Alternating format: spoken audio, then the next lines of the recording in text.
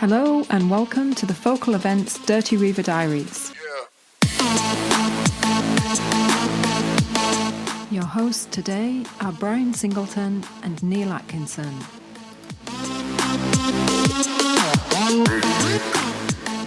Hi Neil, how are you doing?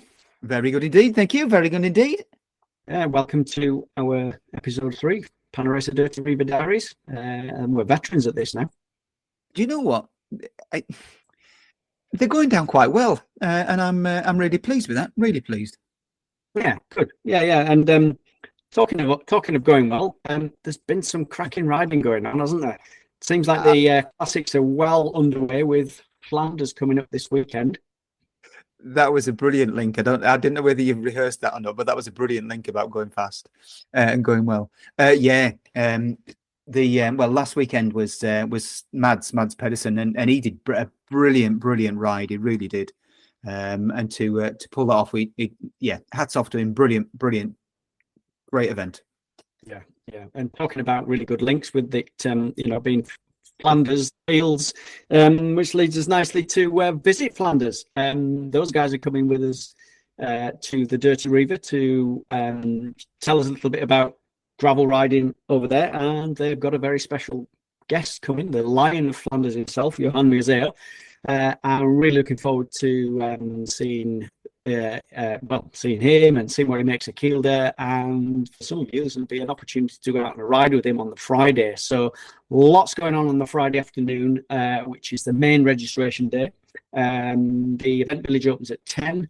It's open for 12 hours, and there'll be some timetables of events going on. But bag yourself a spot and get out on some of those social rides. It's going to be fantastic. Okay, but let's talk about the next thing. But I'm going to leave it for you to pull in this amazing links, because you're on a links roll at the moment.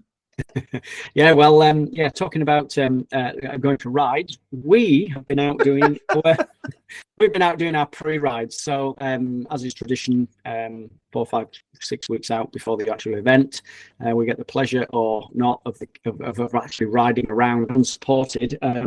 And we've been out in the 200, and we did the 65 fairly recently. Much of it is a bit of a course overlap, but it was good to get out there. We are going to tell you a little bit more about the actual route itself and the conditions. We're also going to tell you a little bit about some very exciting tyres that we had the pleasure of riding, and that was the new Panaracer Gravel King X1s. Fast, Neil. What would you say? I felt as if I had to brake at times to keep in control, because when Jeff was on about it the other week about the X1 being faster in that situation than semi-slicks, I was like, I don't understand what's happening. But when you're on them and on the conditions that Kielder is in at the moment, they are unbelievable. And I'm not just saying that. I laughed and giggled all the way around, and just specifically on the downhills where it's just so fast. It is brilliant. Yeah, I think it is perfect tyre for the Dirty Reiver. For those who've not ridden the Reiver before, it is all on very, very good, what we call hero gravel. It's very good gravel, very hard, very compact, fast rolling on the whole, with the exception of one short section, Neil. Whereabouts is that? Yeah, I think it's around about 7 to 9k, somewhere around there. But on the grand scale of things, there's 2 little bobbly bits, 2k of bobbly bits, but it's not rideable, if that makes sense. It's just not what hero gravel like the rest of the 198k is. And I think the weather, with it being so wet this year, Kielder's obviously had a lot of rain as well, but with the trucks going in and out, taking all the wood out, it's really compacted the gravel, apart from that little section, which is 7 to 9k, but it's all rideable still. It's very it's hard going in terms of it's hard under the tires, and I think it comes early enough. After that, plain sailing all the way. So anything else to report from the pre-ride? As I said, the trails are running very fast. Once you get after that first descent back down to the lakeside, then it's pretty quick rolling all the way down that sort of southern section to the bottom of the dam. And then there's a couple of little short climbs which take you nicely into the edge of Walk Forest.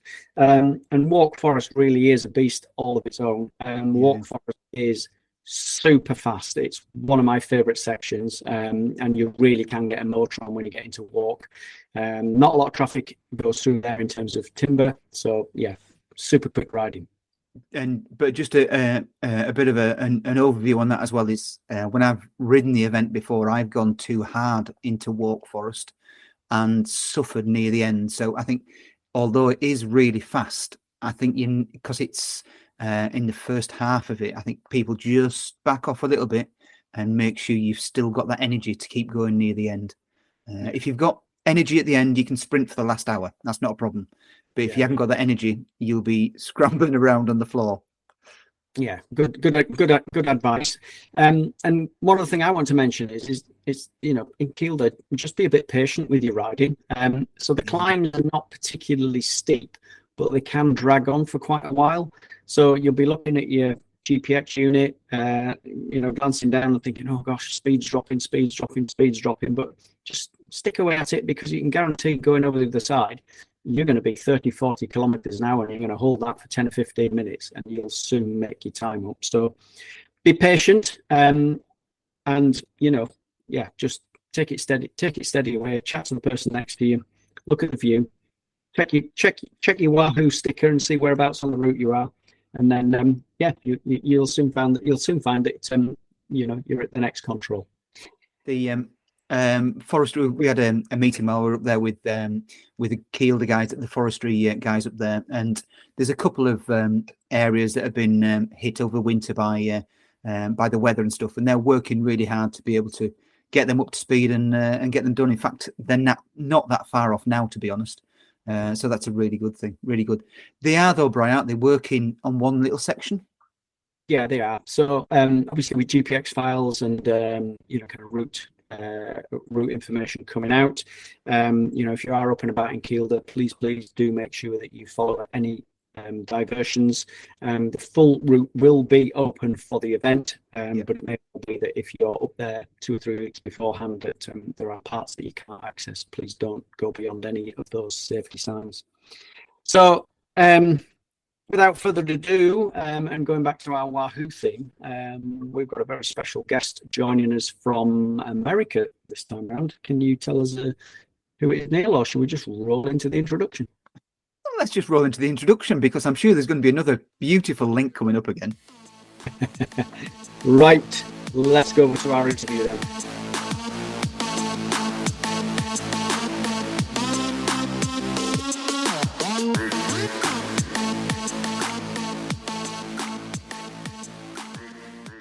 Well, I'm very pleased to introduce our next guest, Ian Boswell, ex-World Tour rider for teams such as Bontrager, Livestrong, Argos Shimano, Team Sky, Alpecin Katusha, now turned gravel racer, and fairly recent winner of Unbound Gravel, which is a ride on many people's bucket list. So welcome to the podcast, Ian.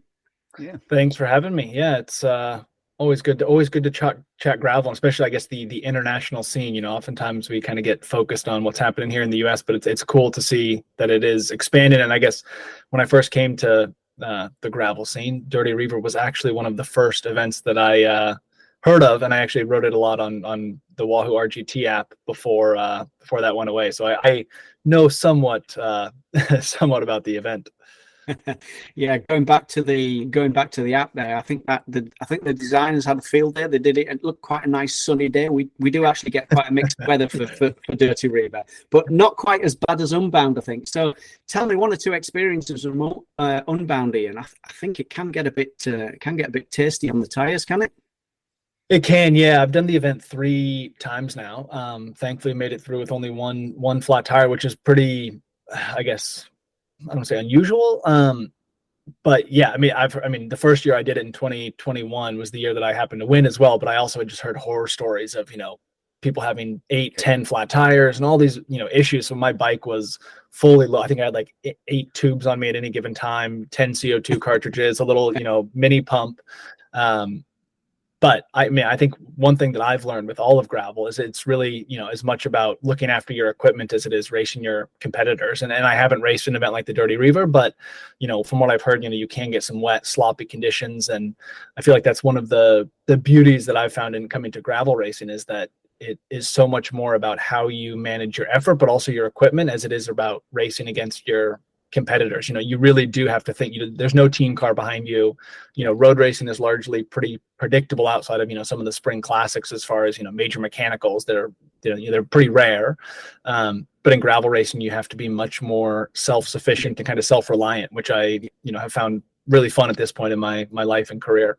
Yeah, and I mean, that was one of the things I was going to ask, because obviously as an ex-World Tour road professional, what are you seeing as the main differences between, your kind of experiences on the road and experiences on gravel?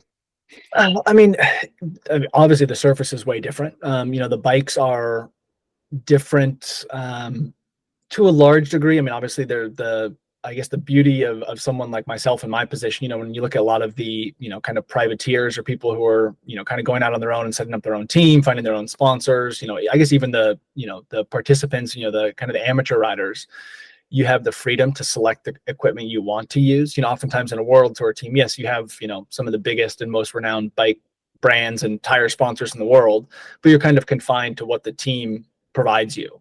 So for the first time in my, I guess, professional career, I get to pick and choose the equipment that I want to use.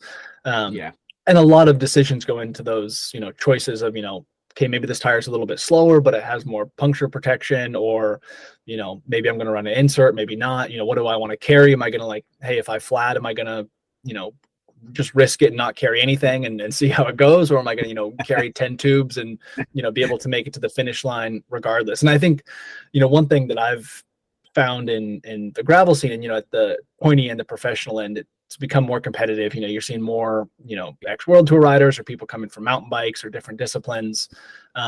There are becoming more kind of team structures, support, maybe not necessarily teams, but a support structure, which is, I have my opinions on it. But I do think it is cool that, it's forcing people to become, a little bit more as I said earlier, self-reliant.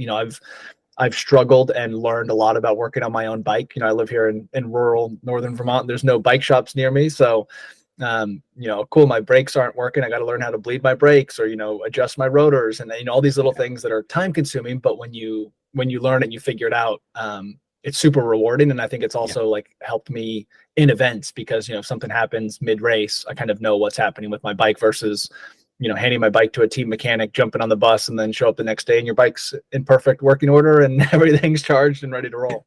And which do you prefer? Do you prefer looking after your own bike and sorting your own bike out, or just handing it to a mechanic and jumping on a bus and having a shower?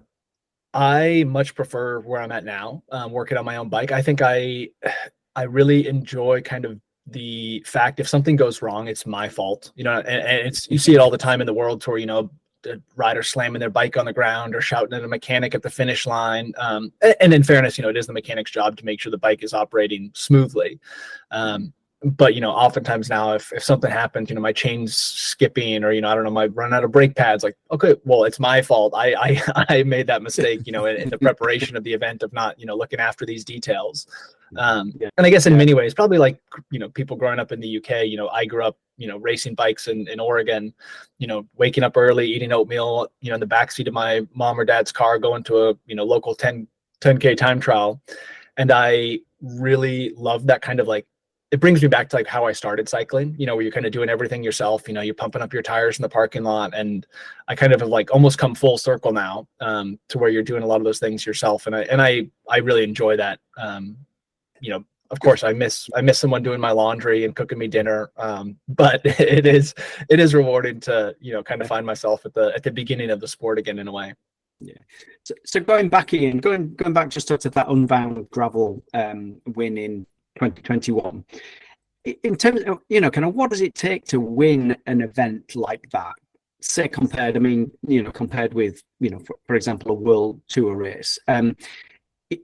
Is that I mean, is that way more demanding on your body, or because you've not got that team around you and that support? That must take a lot more effort to win a gravel event of that size, surely, than potentially some Pro Tour races. I mean, it's a very different effort. I mean, especially when you look at something like Unbound, that's 200 miles. It's 10. I think in 2021 it was, I don't know, 10 and a half hours or something. There's no, even Milan San Remo's. They did, this year is what, 6 hours and 15 minutes for 300 kilometers. They're zooming along. So. And as I was saying, it's much more kind of, you're racing against yourself as much as you're racing against your competition. And historically in an event like Unbound, up until really the last 3 years, kind of people are coming in into like ones and twos. Like very seldom was there a sprint. More often than not, people were it was a test of survival. And hey, can you make it to the finish? As the depth of the field has kind of increased, I guess the 3 years I've done it, the first year was a 2-up sprint. The next year was 5 of us came to the line for a sprint. Last year, 7 of us came to the line for, a bunch sprint at the end of, 10 hours of racing, which is a bit crazy, but it just shows the level of, professionalism and kind of preparation that people are putting into it. But again, it's, and I said earlier about, looking after your equipment throughout the event. It's also about looking after your body. Eating and drinking are so important in these long races. And that's one thing that's changed dramatically since I left the World Tours, like the emphasis of carbohydrates, drink mixes that have, way more carbohydrates. I was telling someone just recently down in Chile, they're asking about, what we used to use for nutrition at Sky. And, we had, we were, I guess, at the cutting edge, but also it was this time of low carbohydrates. Froome and I were starting stages in the Vuelta with, lemon juice in our bottle, we just need some lemon juice for some flavor. And like, that would never happen now. Everyone's got 120 grams of carbs per bottle. So that's changed dramatically. The emphasis of just being able to train your body, but also your gut to be able to process that many calories over, 8 to 10 hours. So on a long event like Unbound, are you eating proper food on there? Are you having flapjacks? Are you just on drinks? Or what are you doing on there? A bit of everything. I mean, more so as the intensity kind of increases, I'm, eating more, gels and kind of drink mix in the bottle. But I'm someone who still needs to chew something, often at some point in every race, there's a lull in the race. And like, just for me to be able to chew something tasty, a flapjack, some type of bar, even if it's, some kind of, gummy candy, some Haribo or something just to chew. I think it's psychologically, if you go 10 hours without chewing anything, that's, you're getting close to, a fasted state. So yeah, I mean, really a mix of, and everyone's different. Some people I know, at the front end are just doing, gels and drink and that's it. But I'll always carry something to chew, some type of, bar or, some candy. And my last question there is whilst we're on about your winning in 2021, and we'll come back to you in a minute, Brian. I'm really sorry about this. I saw some stats earlier about your power output, and that was for 10 hours and 14 minutes. Your normalized power was 280 watts. Is that correct? Sounds about right. Yeah. For 10 hours and 14 minutes, that is going. That is outstanding. It really is. Yeah. Well, I guess, kind of just to speak to the efforts of these long gravel events, they're a much steadier effort. You think about any European road race, you're coming off a hill, you're through a town, so you're coasting more, you're doing these massive sprints, as you kind of get this accordion effect, in and out of small villages. And those are, for some people, those are like, if you're a, kind of fast twitch rider, those efforts are relatively minimal, and their impact is minimal. For someone like myself, who is kind of a bit more endurance based, just physiology, I can ride at whatever we said, 280 watts for 10 hours is not easier, but it's less damaging on me to do that than to do a Belgian kermesse that, you're sprinting out of, every turn at 900 watts. So you're really kind of controlling that effort. You're on the motorway just chugging along versus, driving through little streets in a hot rod. It must feel a bit like being in the break then for 10 hours, does it, Ian? It does, yeah. And I even kind of reflect on, the event last year, Unbound. There were times I was watching the Lifetime series that they put out, and there was all these shots, and I wasn't in the shots. I'm like, where was I? I knew I was in that front group, but I'm not in the shot. And oftentimes, I would just be especially if it was a technical rough downhill, I'd be 10 or 15 seconds off the back, taking the descent at my speed. And that's kind of a tactic that I'm able to implement because I'm thinking, okay, we have, 7 hours to go. If the gap is 15 seconds, I can close it. But on that rough descent, looking after my equipment, hey, I'm going to keep my chain on my bike. I'm going to not hit a big rock and flat, trying to follow, especially, the pro mountain bikers who have come, Keegan Svensson's kind of the dominant rider at the moment. He knows that he can push me on the technical downhill. So for me, it's a more matter of like, hey, I'm going to take it safe on this downhill. I can close the gap when, we hit a smoother surface or a climb, but I'm not going to try to keep up with him on a downhill because I'm going to end up in the ditch with a flat tire. Yeah, and I think that goes back to that, as what you were saying. There's nobody following along to help you out. It's like you're in that yourself, and so you're much better backing off a little bit, giving the person in front a bit of space, and then not putting yourself into the situation where potentially you've got a puncture, and then the group disappears off up the road, and that's it. So exactly. Yeah. So. Obviously, you've been kind of a road rider. You've ridden the pro scene. What made you turn to gravel? What made you sort of pick up that bike and get into gravel? Was that a planned decision or just something that happened? It just sort of happened. I mean, I didn't really expect this to be a career, and it was. I mean, I guess there were a couple of people who had kind of come from the world tour and into the gravel scene. So I had a really bad crash in the spring of 2019 at Terreno Adriatico and had a bad concussion and didn't race the rest of the year. And I kind of through that season, that summer, decided, what, I'm gonna retire from professional cycling. I took a job at Wahoo Fitness, and I was like, cool. I'll just still ride my bike, but I'm maybe not gonna race at a high level anymore. Wahoo obviously supports a lot of events, and like, hey, we're at the events, the expo's closed during the events. Why don't you, you can just participate, go out, ride, you're going to be here anyways. And then the pandemic happened. And I really fell back in love with, riding and kind of training again, and just, being able to ride for myself and, be able to go out and, ride, whether it was 1 hour, 2 hours, 5 hours, didn't really matter. I wasn't being told, I didn't have a coach. I didn't have, specific races I was going to target. And I found myself kind of just getting fit again because I loved riding my bike. And, where I live here in Vermont too, there's endless dirt roads. And, we live at the junction of 5 dirt roads, so a gravel bike made more sense than a road bike. So I really just kind of fell back in love with riding my bike. And, the racing side of it wasn't really planned to be, as competitive as it, as I guess become. But I mean, everyone loves riding fast, and it's fun to, test yourself against, competition. And that's just kind of where I got sucked back into the racing side of it. Cause it is fun to, to see where you stack up against, other people who are doing the same thing. Yeah. There's obviously a very, very active gravel scene in America, and very active pro scene in America. And I think Europe is maybe just sort of catching up. And I get the impression that the American scene, there's a lot of people that have just actually come through gravel potentially, whereas maybe in Europe we've got people who are now coming in from the road side of things. Is that kind of how you see it? Are you seeing much more depth and much more homegrown gravel riding in America? We are, and I guess I know this is a bit the situation in the UK. Road racing in general has become very sparse. It's become incredibly expensive, to close down roads, get police, to the point where, you see it at junior level. When I grew up in the US, it was kind of this golden age of American road racing where, there was tons of races and there was a good scene, and every weekend, there was 40 or 50 juniors out. That's kind of all disappeared. So gravel racing has kind of become the avenue for, individuals who are looking to ride their bike, race their bike, to kind of get into the sport. And there's also this huge kind of influx of just participation in gravel. Road racing can oftentimes be very limiting, where like, the amount of time it takes to go from a, category 5 to a cat 1, it takes a long time. Yeah. It's also can be a little bit standoffish. And if you sign up for a local criterium and you pay, whatever, 20 pounds and, 2 minutes later you're lapped and they take you out of the race, like, well, that sucks.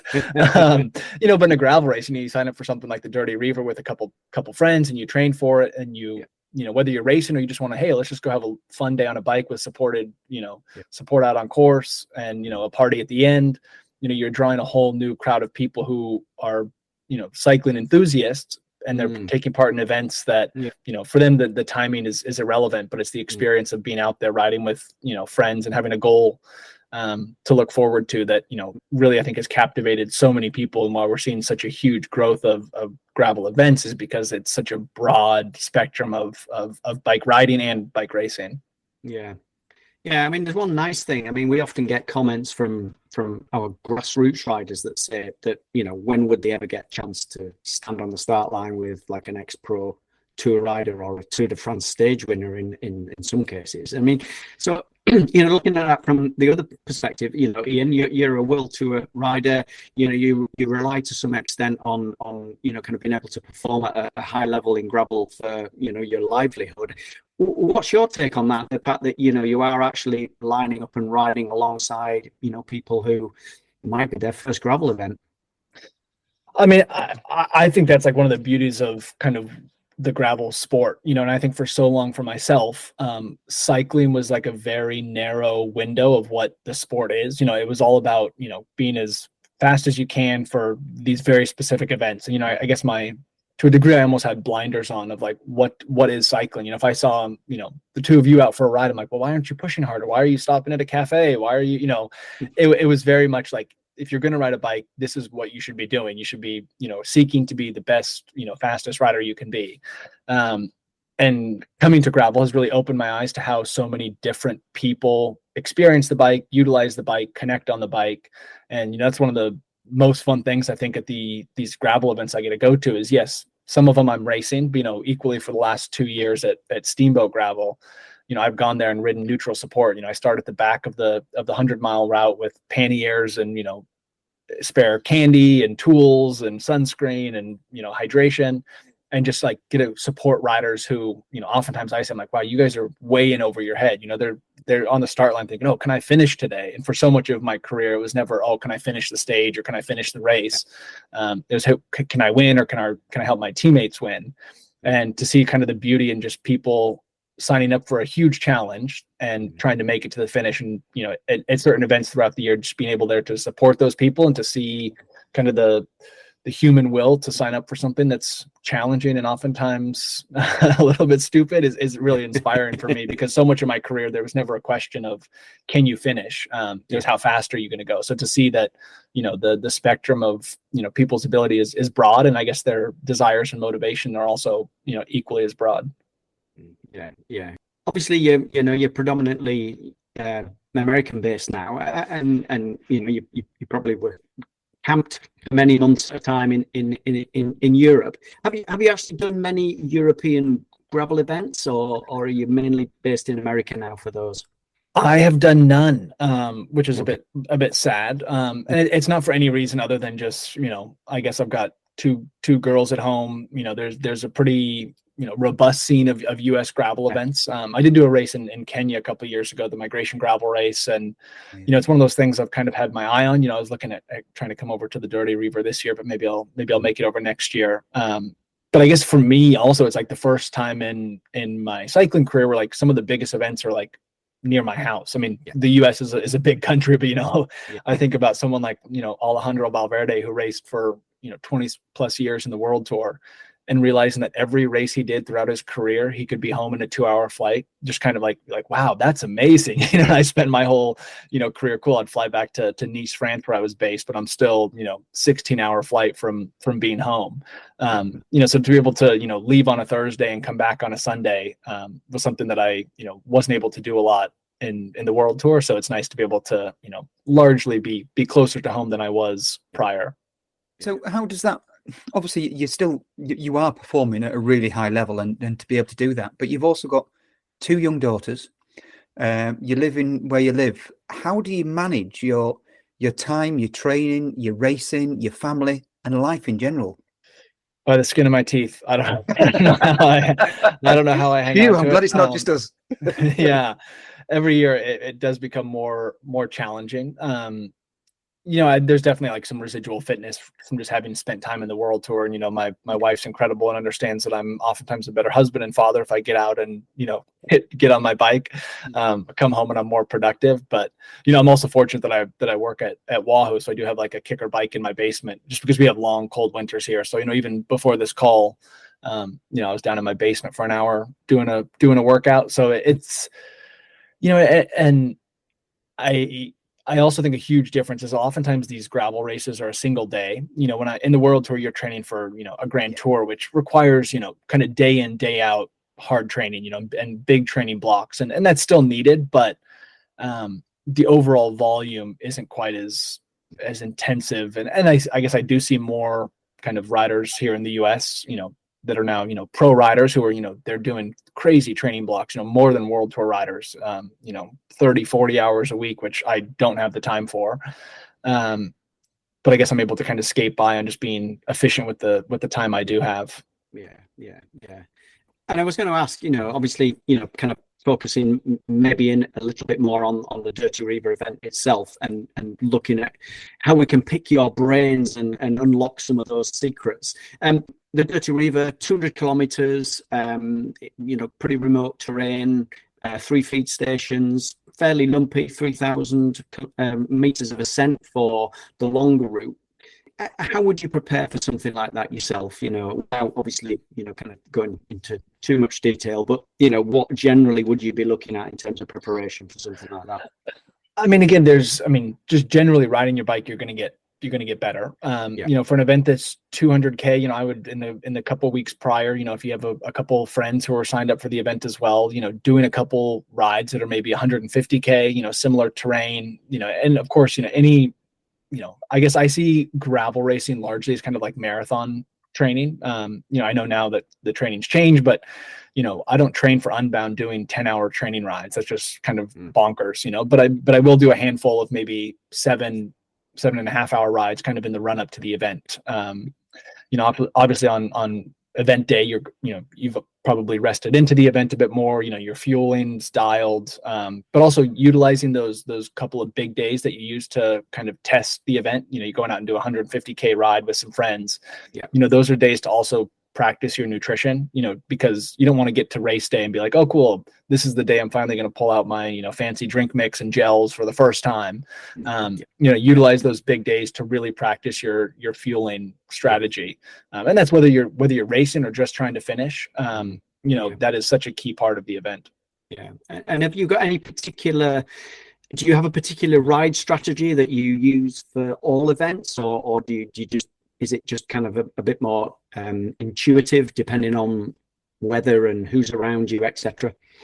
Yeah, I mean, in a racing scenario, obviously you have to kind of keep an eye on who's at the front. It's all about pacing and kind of strategically looking at the course and kind of your ability. One thing that I've that's dramatically changed in my training for events. Oftentimes in the World Tour, everything was based off power. You had very specific, training workouts you'd go out and do, cool, I'm going to do 4 by 10 minutes at, whatever power.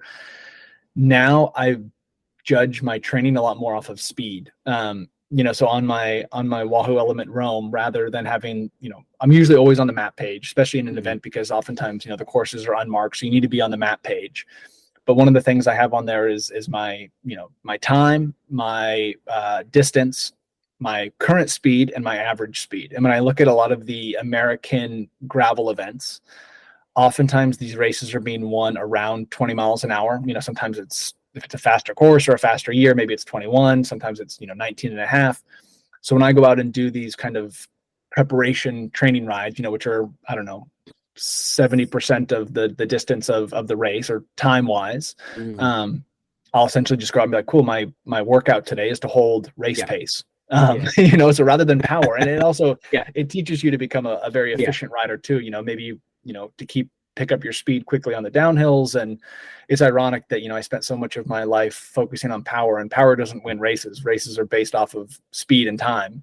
So it's kind of been like a nice realization of like, oh, like speed wins you races, not power. I mean, you can put out a lot of power and go slow if you put it out at the wrong time. So, as kind of back to the stat earlier of 180 watts normalized for Unbound, you could get that same value by doing a sprint every 30 seconds and then coasting, or you could get it just riding really steady, and kind of avoiding pushing too hard and kind of keeping it within a range.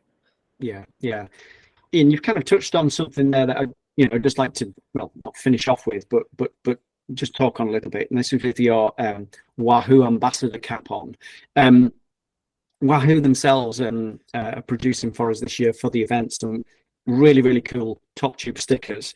And I was just kind of an image flicked up recently of Teddy Pocaccia's top tube on one of his recent events with where the feed stations are and the various climbs for the event he was doing.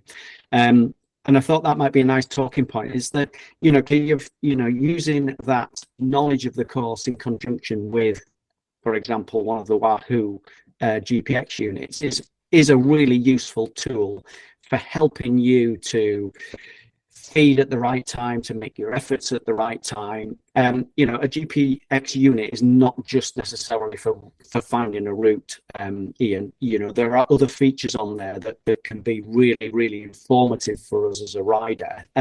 So from your side, with your Wahoo cap on, kind of which are the key ones that you are maybe keeping an eye on, maybe in conjunction with that understanding of the route?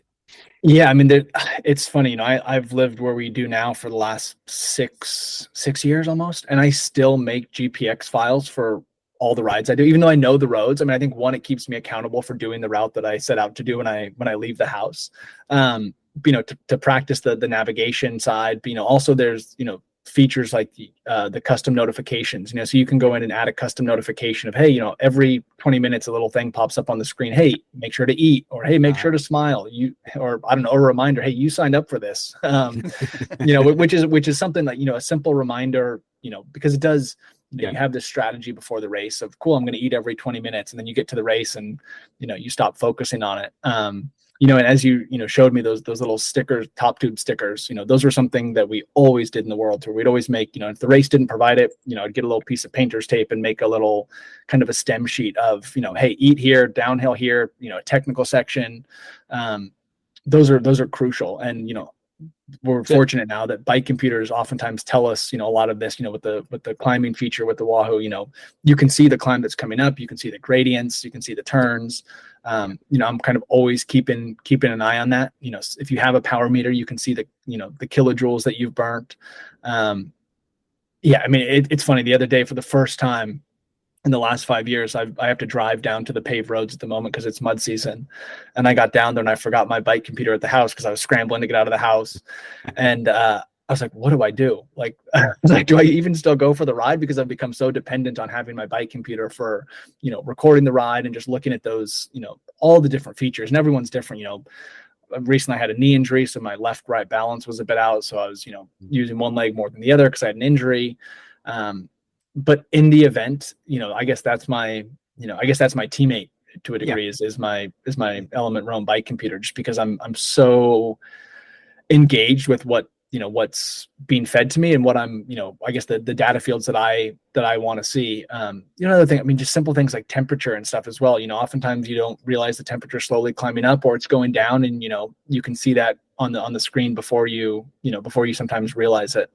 Yeah, I really like that idea of the custom messages, just reminding you to eat.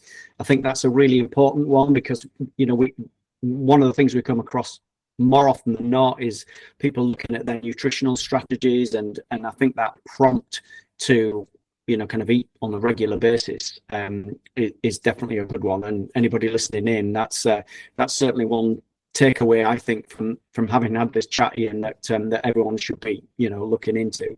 And just things like you were saying there about your average speed. So we have on our course, for example, we have a couple of cutoffs.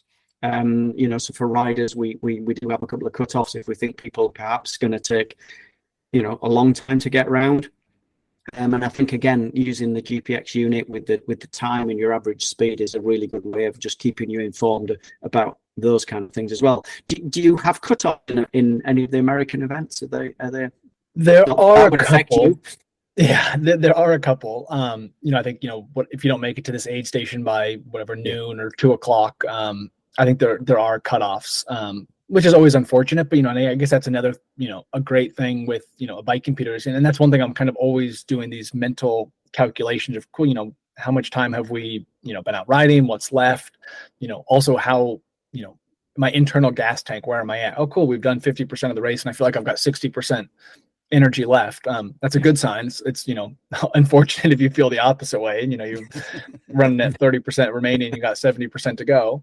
But kind of keeping those internal just calculations kind of constantly going. And as I said, sometimes I'll drift off the back of the bunch during a technical section, or if you have a mechanical, I'll even think, okay, well, I know the riders in the front, depending, they're going to be averaging around 20 miles an hour. So if I want to catch them, I don't need to ride at 30 miles an hour for 2 minutes. I can, ride at 25 miles an hour for 5 minutes and bring them back at a more steady pace. And obviously, that is a bit dependent on the course and kind of who you're riding with, but, really keeping an eye on your average speed and, kind of doing these, but also, 10 hours is a long time to be out there. You have to play games with yourself. And so having like something to kind of focus on and do some mental math also helps to occupy the time.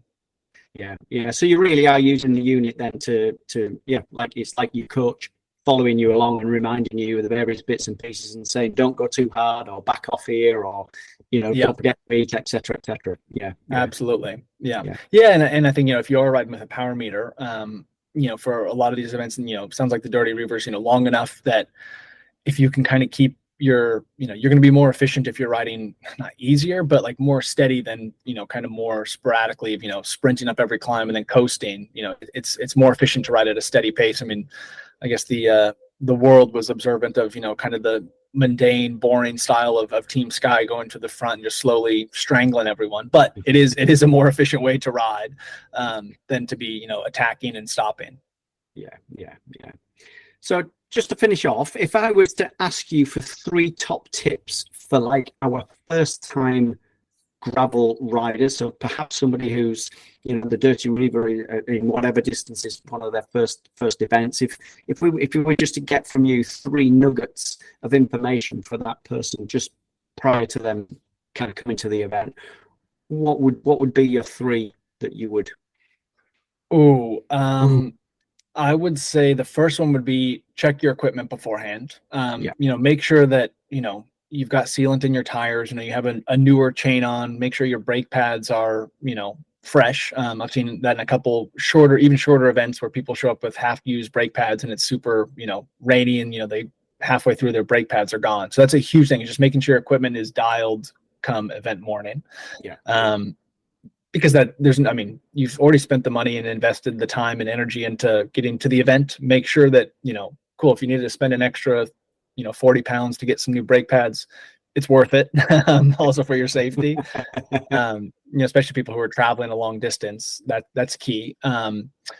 Have a strategy, and that's both nutrition, pacing beforehand, and try to stick to it. And I think that's one thing that you can use, your Wahoo bike computer from the start is pacing, because everyone has been to an event and, they have a plan, and the minute you get on the start line, you're nervous and everything goes out the window and you find yourself riding way above your ability for the first hour, and then you blow up. You think, what happened? I was so prepared for this event. I think that's me normally. Is that when I just go up a train? Yeah. So we've all done that one, haven't we? Yeah.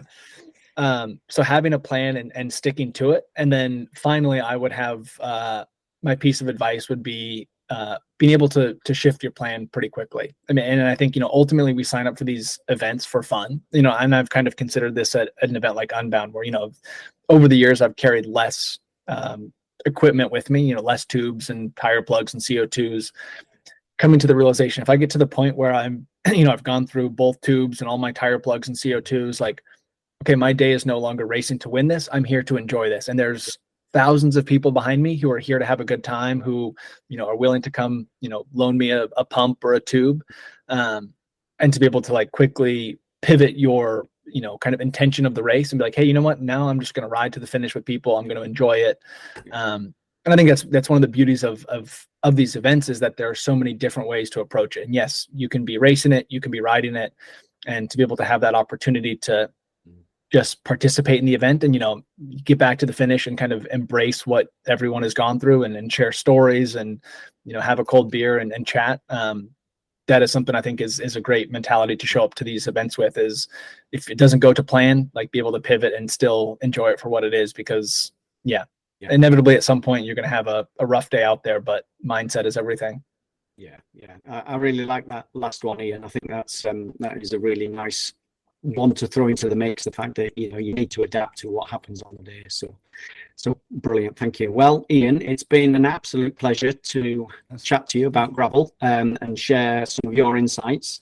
Really, we do hope that we can get you to the Reiver next year. We'll pester Wahoo and see if we can get them to book you a ticket. Yeah, you did say you wanted business class tickets and stuff around there, didn't you? You don't have yeah, or just sunshine. If you can promise sunshine, I'll be there. Yeah, more look at business class tickets. We've been pretty lucky so far with the Reiver. I think last year was the worst one we've had, and I think it rained for an hour or so. It's not bad. So, yeah, we'll hopefully see you on the start line at some point. So, thank you very much, Ian. Well, I appreciate it, gentlemen. Thank you. No worries at all. Really good to speak.